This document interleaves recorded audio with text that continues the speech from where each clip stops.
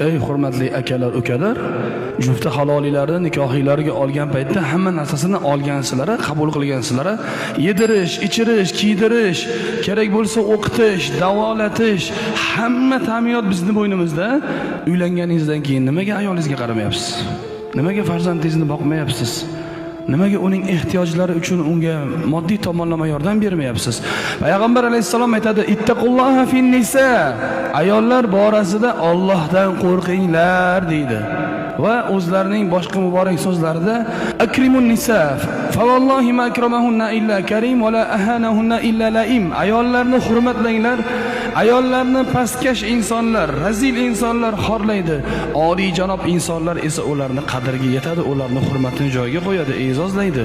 Bugun ayolni qiynayotgan, bugun unga zulm qilayotgan erkak qiyomat kunida Allohning huzuridagi shiddatli azobga tayyor turginki, ertaga Allohning huzurida javob berasan. Opang bordir, singling bordir, mana bulardan qo'rq. Ertaga bularga ham zulm qilinishidan qo'rqin.